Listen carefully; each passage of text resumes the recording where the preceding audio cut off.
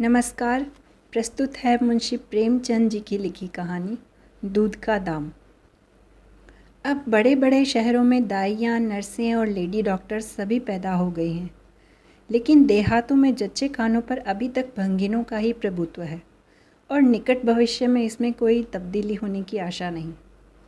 बाबू महेशनाथ अपने गांव के ज़मींदार थे, शिक्षित थे और जच्चे खानों में सुधार की आवश्यकता को मानते थे, लेकिन इसमें जो बाधाएं थीं उन पर कैसे विजय पाते। कोई नर्स देहात में जाने पर राजी ना हुई और बहुत कहने सुनने पर राजी भी हुई तो इतनी लंबी चौड़ी फीस मांगी कि बाबू साहब को सिर झुकाकर चले आने के सिवा और कुछ ना सूझा। लेडी डॉक्टर के पास जाने की उन्हें हिम्मत नहीं पड़ी। उनकी फ़ीस पूरी करने के लिए तो शायद बाबू साहब को अपनी आधी जायदाद बेचनी पड़ती। इसलिए जब 3 कन्याओं के बाद वह चौथा लड़का पैदा हुआ तो फिर वही गूदड़ था और वही गूदड़ की बहू। बच्चे अक्सर रात ही को पैदा होते हैं। एक दिन आधी रात को चपरासी ने गूदड़ के द्वार पर ऐसी हाँक लगाई कि पास पड़ोस में भी जाग पड़ गई। लड़की ना थी कि मरी आवाज़ से पुकारता। गूदड़ के घर में इस शुभ अवसर के लिए महीनों से तैयारी हो रही थी। भय था तो यही कि फिर बेटी ना हो जाए, नहीं तो वही बंधा हुआ 1 रुपया और 1 साड़ी मिलकर रह जाएगी। इस विषय में स्त्री पुरुष में कितनी ही बार झगड़ा हो चुका था। शर्त लग चुकी थी। स्त्री कहती थी, अगर अब की बेटा न हो तो मुंह ना दिखाऊं। हाँ हाँ, मुंह ना दिखाऊं, सारे लक्षण बेटे के हैं। और गूदड़ कहता था, देख लेना, बेटी होगी और बीच खेत बेटी होगी। बेटा निकले तो मूछें मुड़ा लूँ। हाँ हाँ, मूछें मुड़ा लूँ। शायद गूदड़ समझता था कि इस तरह अपनी स्त्री में पुत्र कामना को बलवान करके वह बेटे की अवाई के लिए रास्ता साफ कर रहा है। भूंगी बोली, अब मूंछ मुड़ा ले दाढ़ीदार। कहती थी बेटा होगा, सुनता ही ना था, अपनी ही रट लगाया जाता था। मैं आज तेरी मूंछें मूड़ूंगी, खूंटी तक तो रखूंगी नहीं। गूदड़ ने कहा, अच्छा मूड़ लेना भली मानस, मूंछें क्या फिर निकलेंगी ही नहीं। तीसरे दिन देख लेना, फिर ज्यों की त्यों हैं, मगर जो कुछ मिलेगा उसमें आधा रखा लूँगा, कह देता हूँ। भूंगी ने अंगूठा दिखाया और अपने 3 महीने के बालक को गूदड़ के सुपुर्द कर सिपाही के साथ चल खड़ी हुई। गूदड़ ने पुकारा, अरे सुन तो कहाँ भागी जाती है, मुझे भी बधाई बजाने जाना पड़ेगा, इसे कौन संभालेगा। भूंगी ने दूर ही से कहा, इसे वहीं धरती पर सुला देना, मैं आके दूध पिला जाऊंगी। महेशनाथ के यहाँ अब भूंगी की भी खूब खातिरदारियाँ होने लगी। सवेरे हरीरा मिलता, दोपहर को पूरियाँ और हलवा, तीसरे पहर को फिर और रात को फिर, और गूदड़ को भी भरपूर परोसा मिलता था।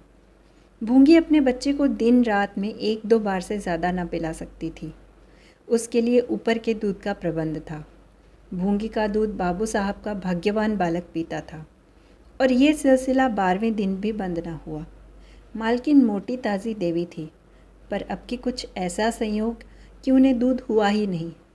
तीनों लड़कियों की बार इतने इफ़रात से दूध होता था कि लड़कियों को बदहज़मी हो जाती थी। अब की एक बूंद नहीं। भूंगी दाई भी थी और दूध पिलाई भी। मालकिन कहती, भूंगी हमारे बच्चे को पाल दे, फिर जब तक तो जिए बैठी खाती रहना। 5 बीघे माफ़ी दिलवा दूंगी, नाती पोते तक चैन करेंगे। और भूंगी का लाडला ऊपर का दूध हजम न कर सकने के कारण बार बार उल्टी करता और दिन दिन दुबला होता जाता था। भूंगी कहती, बहूजी मुंडन में चूड़े लूँगी, कह देती हूँ। बहूजी उत्तर देती, हाँ हाँ चूड़े लेना भाई, धमकाती क्यों है, चांदी के लेगी या सोने के। वाह बहूजी, चांदी के चूड़े पहन के किसे मुँह दिखाऊंगी और किसकी हंसी होगी। अच्छा सोने के लेना भाई, कह तो दिया। और ब्याह में कंठा लूँगी और चौधरी के लिए हाथों के तोड़े, वह भी लेना, भगवान वह दिन तो दिखाए। घर में मालकिन के बाद भूंगी का राज्य था। महरियाँ, महाराजिन, नौकर चाकर सब उसका रोब मानते थे, यहाँ तक कि खुद बहूजी भी उससे दब जाती थी। एक बार तो उसने महेशनाथ को भी डांटा था, हंसकर टाल गए। बात चली थी भंगियों की। महेशनाथ ने कहा था, दुनिया में और चाहे जो कुछ हो जाए, भंगी भंगी ही रहेंगे, इन्हें आदमी बनाना कठिन है। इस पर भूंगी ने कहा था, मालिक भंगी तो बड़ों बड़ों को आदमी बनाते हैं, उन्हें कोई क्या आदमी बनाए। ये गुस्ताखी करके किसी दूसरे अवसर पर भला भूंगी के सिर के बाल बच सकते थे, लेकिन आज बाबू साहब ठठाकर हंसे और बोले, भूंगी बात बड़े पते की कहती है। भूंगी का शासनकाल साल भर से आगे न चल सका। देवताओं ने बालक के भंगिन का दूध पीने पर आपत्ति की। मोटेराम शास्त्री तो प्रायश्चित का प्रस्ताव कर बैठे। दूध तो छुड़ा दिया गया, लेकिन प्रायश्चित की बात हंसी में उड़ गई। महेशनाथ ने फटकार कर कहा, प्रायश्चित की खूब कही शास्त्री जी, कल तक उसी भंगिन का खून पीकर पला, अब उसमें छूत घुस गई। वाह रे आपका धर्म। शास्त्री जी शिखा फटकार कर बोले, ये सत्य है, वह कल तक भंगिन का रक्त पीकर पला, मांस खाकर पला। यह भी सत्य है, लेकिन कल की बात कल थी, आज की बात आज। जगन्नाथपुरी में छूत अछूत सब एक पंगत में खाते हैं, पर यहाँ तो नहीं खा सकते। बीमारी में तो हम भी कपड़े पहने खा लेते हैं, खिचड़ी तक खा लेते हैं बाबूजी, लेकिन अच्छे हो जाने पर तो नेम का पालन करना ही पड़ता है। आपद धर्म की बात न्यारी है। तो इसका ये अर्थ है कि धर्म बदलता रहता है, कभी कुछ कभी कुछ। और क्या, राजा का धर्म अलग, प्रजा का धर्म अलग, अमीर का धर्म अलग, गरीब का धर्म अलग। राजे महाराजे जो चाहे खाएं, जिसके साथ चाहे खाएं, जिसके साथ चाहे शादी ब्याह करें, उनके लिए कोई बंधन नहीं। समर्थ पुरुष हैं, बंधन तो मध्य वालों के लिए है। प्रायश्चित तो ना हुआ, लेकिन भूंगी को गद्दी से उतरना पड़ा। हाँ, दान दक्षिणा इतनी मिली कि वह अकेले ले न जा सकी, और सोने के चूड़े भी मिले। एक की जगह 2 नई सुंदर साड़ियाँ, मामूली नैनसुख को नहीं, जैसी लड़कियों की बार मिली थी। इसी साल प्लेग ने जोर बांधा और गूदड़ पहले ही चपेट में आ गया। भूंगी अकेली रह गई, पर गृहस्थी ज्यों की त्यों चलती रही। लोग ताक लगाए बैठे थे कि भूंगी अब गई। फलां भंगी से बातचीत हुई, फलां चौधरी आए, लेकिन भूंगी ना कहीं आई ना कहीं गई। यहाँ तक कि 5 साल बीत गए और उसका बालक मंगल दुर्बल और सदा रोगी रहने पर भी दौड़ने लगा। सुरेश के सामने पिद्दी सा लगता था। एक दिन भूंगी महेशनाथ के घर का परनाला साफ कर रही थी। महीनों से गलीच जमा हो रहा था। आंगन में पानी भरा रहने लगा था। परनाले में एक लंबा मोटा बांस डालकर जोर से हिला रही थी। पूरा दाहिना हाथ परनाले के अंदर था कि एकाएक उसने चिल्लाकर हाथ बाहर निकाल लिया और उसी वक्त एक काला सांप परनाले से निकलकर भागा। लोगों ने दौड़कर उसे मार तो डाला, लेकिन भूंगी को ना बचा सके। समझे पानी का सांप है, विषैला न होगा, इसलिए पहले कुछ गफलत की गई। जब विष देह में फैल गया और लहरें आने लगी, तब पता चला कि वह पानी का सांप नहीं, गेहूंवन था। मंगल अब अनाथ था। दिन भर महेश बाबू के द्वार पर मंडराया करता। घर में जूठन इतना बचता था कि ऐसे ऐसे 10-5 बालक पल सकते थे। खाने की कोई कमी न थी। हाँ, उसे तब बुरा ज़रूर लगता था जब उसे मिट्टी के कटोरों में ऊपर से खाना दिया जाता। सब लोग अच्छे अच्छे बर्तनों में खाते हैं, उसके लिए मिट्टी के कटोरे। यूँ उसे इस भेदभाव का बिल्कुल ज्ञान न होता था, लेकिन गांव के लड़के चिढ़ा चिढ़ा कर उसका अपमान करते रहते थे। कोई उसे अपने साथ खिलाता भी ना था। यहाँ तक कि जिस टाट पर वह सोता था वह भी अछूत था। मकान के सामने एक नीम का पेड़ था, इसी के नीचे मंगल का डेरा था। एक फटा सा टाट का टुकड़ा, 2 मिट्टी के कटोरे और एक धोती, जो सुरेश बाबू की उतारन थी। जाड़ा गर्मी बरसात हर एक मौसम में वह जगह एक सी आरामदेह थी, और भाग्य का बलि मंगल झुलसती हुई लू, गलते हुए जाड़े और मूसलाधार वर्षा में भी जिंदा और पहले से कहीं स्वस्थ था। बस उसका कोई अपना था तो गांव का एक कुत्ता, जो अपने सहवर्गीयों के जुल्म से दुखी होकर मंगल की शरण आ पड़ा था। दोनों एक ही खाना खाते, एक ही टाट पर सोते, तबीयत भी दोनों की एक सी थी और दोनों एक दूसरे के स्वभाव को जान गए थे। कभी आपस में झगड़ा ना होता। गांव के धर्मात्मा लोग बाबू साहब की इस उदारता पर आश्चर्य करते। ठीक द्वार के सामने 50 हाथ भी ना होगा। मंगल का पड़ा रहना उन्हें 16 आने धर्म विरुद्ध जान पड़ा। छी, यही हाल रहा तो थोड़े ही दिनों में धर्म का अंत ही समझो। भंगी को भी भगवान ने ही रचा है, ये हम भी जानते हैं। उसके साथ हमें किसी तरह का अन्याय ना करना चाहिए, ये किसे नहीं मालूम। भगवान का तो नाम ही पतित पावन है, लेकिन समाज की मर्यादा भी कोई वस्तु है। उस द्वार पर जाते हुए संकोच होता है। गांव के मालिक हैं, जाना तो पड़ता ही है, लेकिन बस यही समझ लो कि घृणा होती है। मंगल और टॉमी में गहरी बनती थी। मंगल कहता, देखो भाई टॉमी, ज़रा और खिसक कर सो, आखिर मैं कहाँ लेटूं? सारा टाट तो तुमने घेर लिया। टॉमी कूँ कूँ करता, दुम हिलाता और खिसक जाने के बदले और ऊपर चढ़ जाता एवं मंगल का मुंह चाटने लगता। शाम को वह एक बार रोज़ अपना घर देखने और थोड़ी देर रोने जाता। पहले साल फूस का छप्पर गिर पड़ा, दूसरे साल एक दीवार गिरी और अब केवल आधी आधी दीवारें खड़ी थीं, जिनका ऊपरी भाग नोकदार हो गया था। यही उसे स्नेह की संपत्ति मिली थी। वही स्मृति, वही आकर्षण, वही प्यार उसे एक बार उस उजड़ में खींच ले जाता था और टॉमी सदैव उसके साथ होता था। मंगल नोकदार दीवार पर बैठ जाता और जीवन के बीते और आने वाले स्वप्न देखने लगता और बार बार उछलकर उसकी गोद में बैठने की असफल चेष्टा करता। एक दिन कई लड़के खेल रहे थे।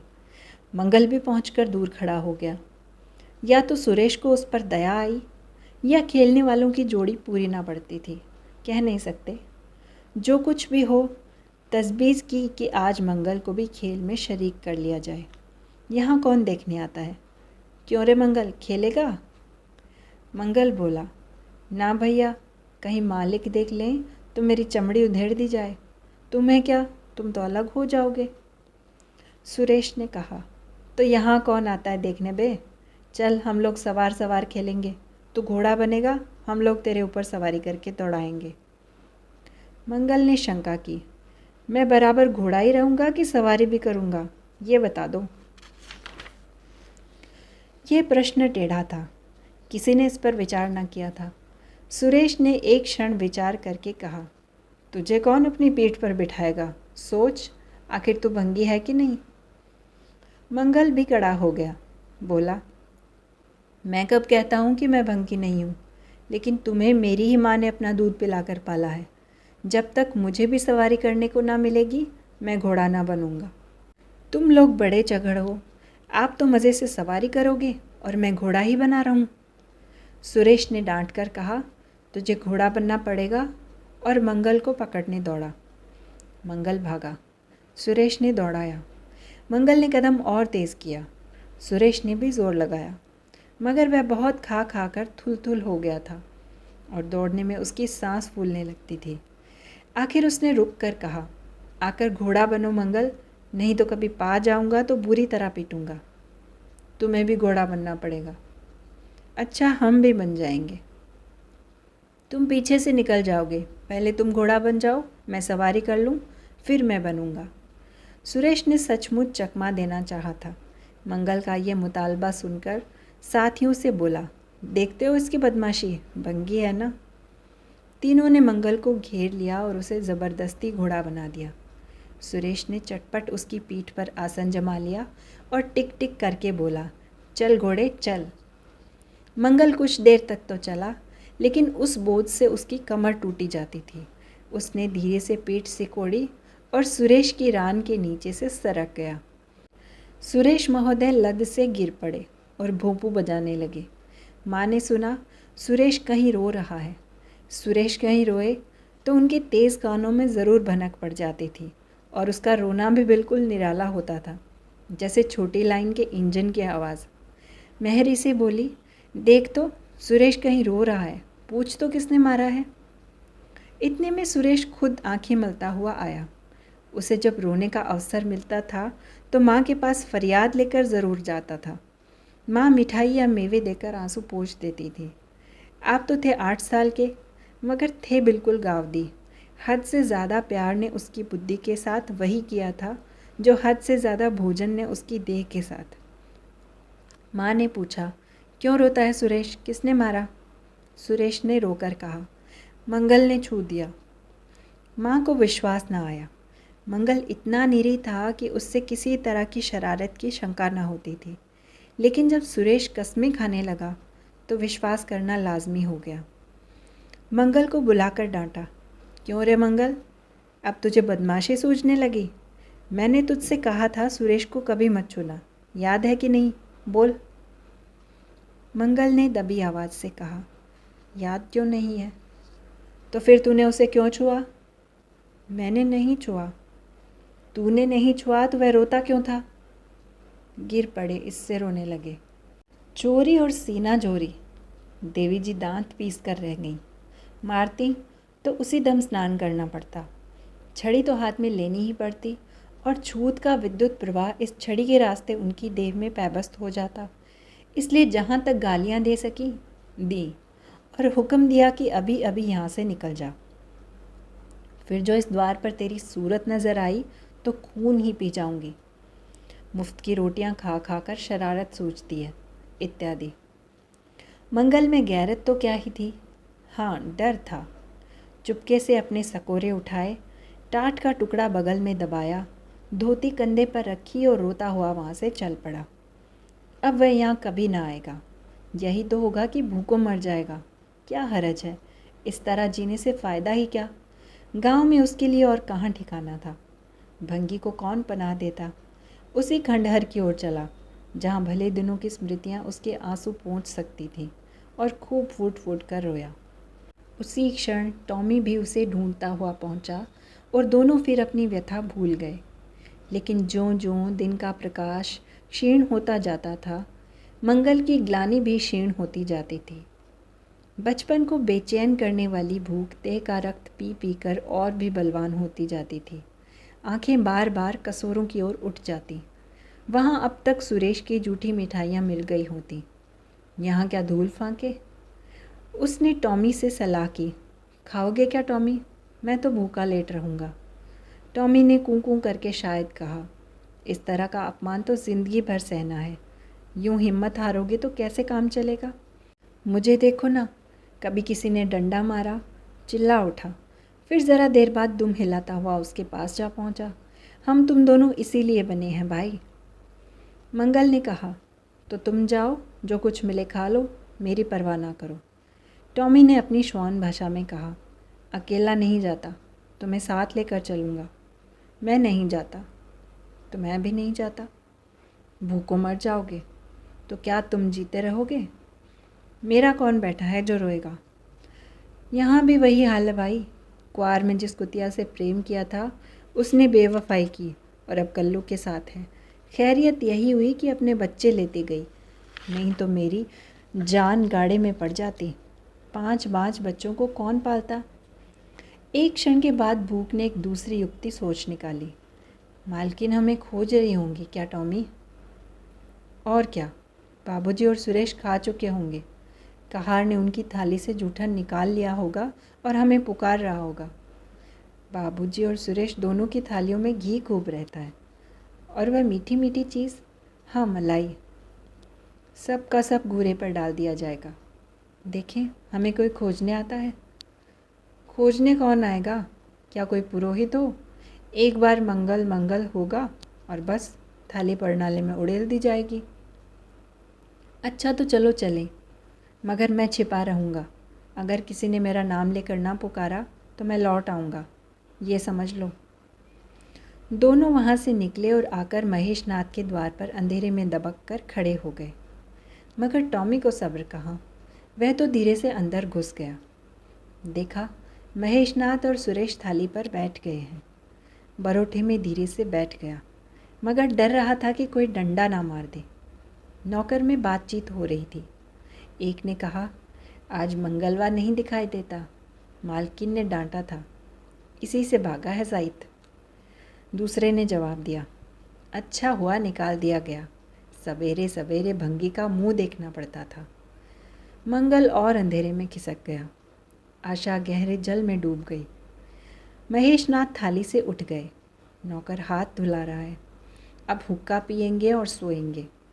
सुरेश अपनी माँ के पास बैठा कोई कहानी सुनता सुनता सो जाएगा।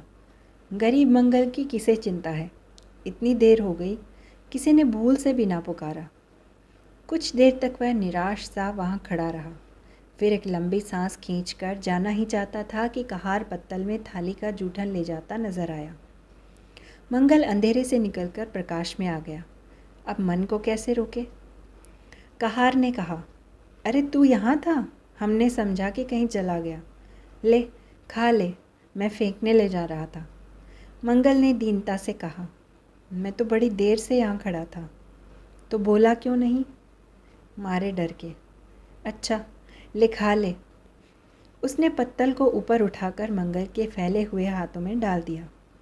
मंगल ने उसकी ओर ऐसी आंखों से देखा जिसमें दीन कृतज्ञता भरी हुई थी। टॉमी भी अंदर से निकल आया था। दोनों वहीं नीम के नीचे पत्तल में खाने लगे। मंगल ने एक हाथ से टॉमी का सिर सहलाकर कहा, देखा, पेट की आग ऐसी होती है। ये लात की मरी हुई रोटियां भी ना मिलती तो क्या करते? टॉमी ने दुम हिला दी। सुरेश की अम्मा ने पाला था। टॉमी ने फिर दुम हिलाई। लोग कहते हैं दूध का दाम कोई नहीं चुका सकता, और मुझे दूध का ये दाम मिल रहा है। टॉमी ने फिर दुम हिलाई।